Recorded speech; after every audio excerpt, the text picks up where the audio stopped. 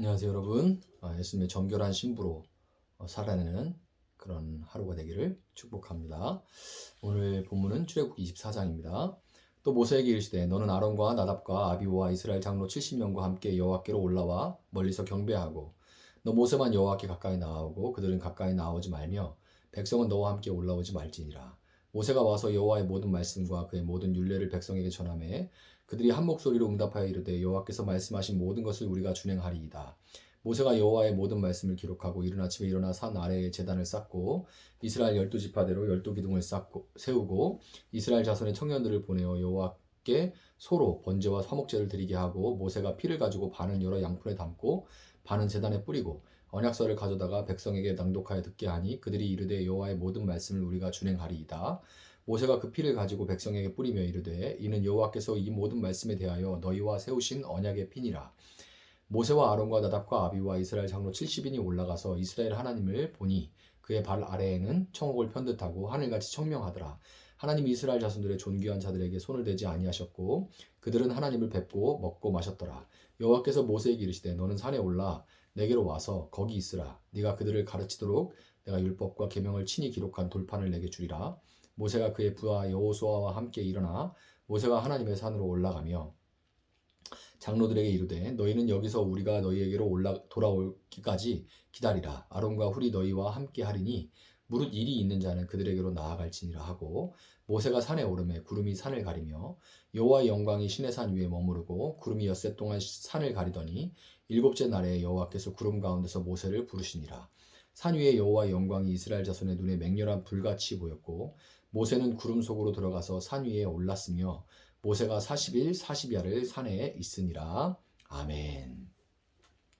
자, 출애굽기 19장 말미에서 모세는 아론과 함께 시내산에 올라오라는 말씀을 듣고 산에 올라가서 십계명과 그 외 율례들을 받았습니다. 좀 헷갈릴 수 있는 게 모세가 산에 한 번 올라간 게 아니에요. 자세히 보면 최소한 3번 정도는 시내산에 올랐습니다. 일단 19장 말미에서 먼저 올라가서 십계명과 그 외 율례들을 먼저 받았어요. 율법을 주신 하나님은 모세에게 아론과 그의 아들들인 나답과 아비후 그리고 이스라엘 장로 70인과 함께 여호와 앞에 나오라 이렇게 말씀을 하십니다. 그런데 여기서 하나님은 모세만 가까이 나오라 그렇게 하시고 아론과 그의 아들들 그리고 70인의 장로들은 멀리서 경배하고 백성들은 아예 산에 올라오지 못하게 하시죠. 이것은 정확하게 신의 산이 하나님이 거하시는 성소였다는 것을 보여주는데요. 하나님이 임재하신 그 스팟 거기는 지성소로서 모세만 들어갈 수 있었고 지성소의 외부인 성소에는 제사장인 아론과 그의 아들들 그리고 백성을 섬기는 70인의 장로만 접근이 허용되었습니다. 백성들은 성막 안까지는 들어갈 수 있었지만 성소로 나아갈 수는 없었죠. 하나님이 임재하신 지성소로 들어간 모세는 이제부터 분명하게 이런 구별이 왜 있냐면 이제부터 분명하게 모세가 하나님과 사람의 중간에 서시는 영원한 우리의 대제사장이신 예수님의 역할을 미리 보여주는 그런 예수님의 역할을 미리 보여주는 그 역할 그것을 본격적으로 담당하게 된다는 것을 우리에게 말해주는 거예요. 모세가 하나님께 받은 모든 말씀과 모든 율례를 백성에게 전달하자 백성들은 한 목소리로 여호와께서 말씀하신 모든 것을 우리가 준행하리라 이렇게 화답을 했습니다. 그러자 모세는 다음날 이른 아침에 산 아래에 제단을 쌓고 이스라엘 12지파대로 12기둥을 세운 다음에 소를 잡아서 번제와 화목제를 드리죠. 이 모세는 제사를 드리기 위해 잡은 소에서 나온 그 피를 받아가지고 반은 제단에 뿌리고 반은 여러 양푼에 나눠 담아서 하나님의 말씀을 지키겠다고 언약한 백성들에게 막 뿌려요. 이렇게 막 뿌립니다. 어찌 보면 기괴해 보이기까지 하죠. 그런데 이 기괴해 보이기까지 한 이 사건은 사실 예수님의 역할을 담당하고 있는 이 모세가 하나님과 백성의 중간에 서서 백성을 대신해서 번제와 화목제를 드림으로써 하나님과 백성 사이의 관계를 회복하고 오직 하나님만 따르겠다는 화목제가 관계를 회복하는 거죠. 그리고 오직 하나님만 따르겠다는 헌신의 마음, 그 번제를 드린 겁니다. 또한 피의 반은 제단에 뿌리고 나머지 반은 백성에게 드림으로써 백성에게 뿌림으로써 제단과 백성이 피로 이렇게 연결되게 했어요. 반은 백성, 반은 제단해서 이 둘이 연결되게 이렇게 만들었습니다. 예수님의 역할을 하는 모세가 제단에 피가 뿌려짐으로 백성의 죄가 씻겼고 백성들이 다시 범죄함으로 하나님의 하나님 앞에 나아가는 제단이 오염되면 백성이 범죄해서 둘이 연결되어 있으니까 백성이 다시 범죄해서 제단이 오염되면 다시 피를 뿌려서 제단을 정결케 함으로써 백성의 죄가 씻김을 받을 수 있게 된 거죠. 이게 나중에 구체적으로는 대속죄일로 아예 규정이 되는데요. 지금은 이렇게 제단과 백성이 연결됐고 백성이 범죄하면 제단이 오염된다. 제단이 씻기면 백성의 죄가 씻김받는다는 것만 알면 됩니다.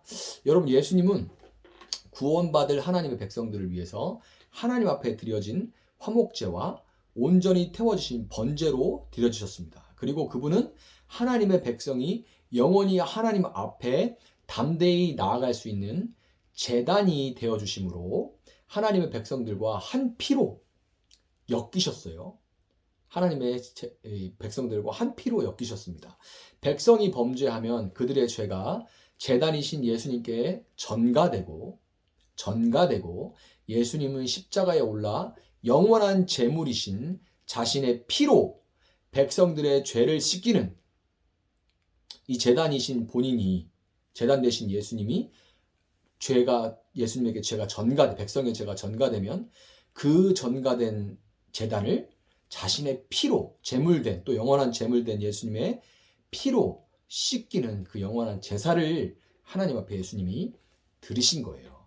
단번에 영원한 죄를 씻기는 제사를 드렸지만 또한 영원한 제단이신 예수님이 베드로의 발을 무릎을 꿇고 씻겨 주신 것처럼 모든 하나님의 백성들은 이 땅에 발을 대고 사는 동안 계속해서 짓게 되는 이런 죄들에 대해 예수님의 이름으로 용서를 구하면 다시금 정결케 돼서 하나님 앞에 이 제단 되신 예수님을 통해 깨끗해지고 제단이 깨끗해지면 다시 하나님 앞에 나갈 수 있는 겁니다. 백성들이 하나님의 말씀을 지키겠다고 서약한 이 장면은 예수님을 중매자로 한 하나님과 그 백성들의 영적인 혼인식이라고 할 수 있습니다. 예수님을 중매자로 한 하나님과 그 백성들의 혼인식, 신랑 되신 하나님과 그 백성들, 신부된 백성들.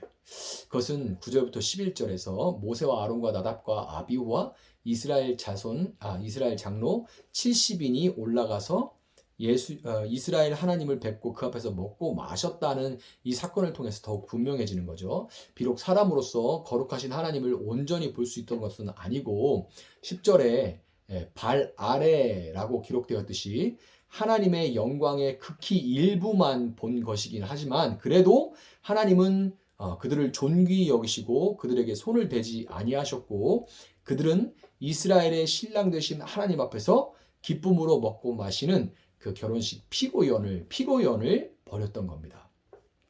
혼인식을 치렀지만 하나님은 이미 알고 계시죠. 혼인식을 치르긴 했지만 하나님은 이미 알고 계셔요. 신실한 이 신랑과는 달리 신부된 이스라엘은 오직 신랑 되신 하나님만 사랑하겠다고 철석같이 맹세한 신랑만을 사랑하겠습니까? 평생에 검은 머리 팥불이 되도록 네 그렇게 대답해놓고 그 약속을 지키지 못할 거라는 그 사실을 하나님은 이미 알고 계시죠. 그래서 하나님은 모세를 다시 산에 올라오게 하셔서 40일 40야를 머물면서 십계명의 돌판과 함께 성소, 성막, 제사장에 대한 규례를 받게 하셨던 거예요. 뒤에 이제 연결돼서 나오죠. 이제 하나님께서 성막에 임하심으로 이스라엘 회중의 중앙에 거하시고 세 지파 이렇게 있고 중앙에 성막이 있습니다. 성소가 있어요. 이스라엘 회중의 중앙에 거하시고 그들과 함께 광야를 지나시며 이스라엘로 하여금 어떻게 하나님을 중심으로 살아가는지를 이제 하나님이 직접 가르쳐 주시게 된 겁니다. 여러분, 출애굽기 24장에 하나님이 사람과 더불어 영원할 언약을 맺으신 이 놀라운 장면은 약 1500년의 시간이 흐른 후에 예수님이 제자들과 함께 마지막으로 식사를 하시면서 새 피로 세우신 새 언약을 통해 재현됩니다. 새 피로 세우신 새 언약을 통해서 재현돼요.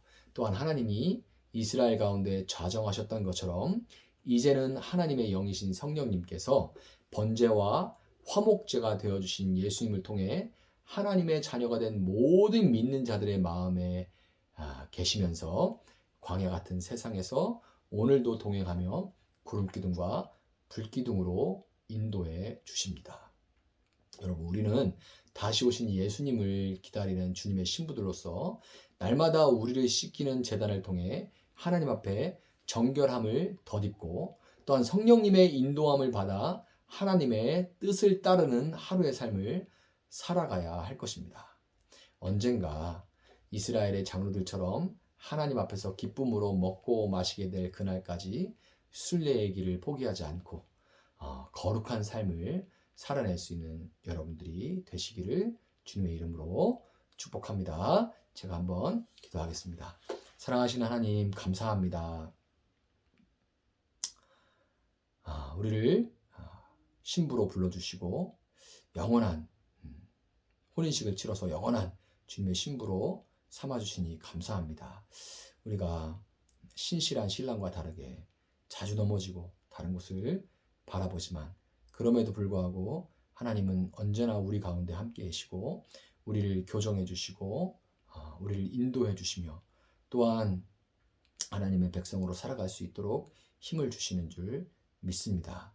이렇게 우리를 사랑하신 신랑이 언제나 우리와 함께 계시다는 것을 우리가 믿고 조금씩이나마 우리가 변해갈 수 있게 하시고 거룩한 삶을 살아갈 수 있도록 하나님 붙들어 주시기를 원합니다. 이 말씀을 붙들고 기도하는 모든 성도들 예수의 피로 정결함을 덧입게 하여 주시고 제단된 예수님을 통하여서 하나님 보좌 앞에 오늘도 담대히 나아가게 하시며 하나님과 교제하는 가운데 거룩한 삶을 살아갈 수 있는 우리 귀한 성도님 될 수 있도록 하나님 함께하여 주시옵소서. 감사하며 예수님의 이름으로 기도합니다. 아멘. 오늘 주신 말씀 붙들고 계속해서 기도합니다.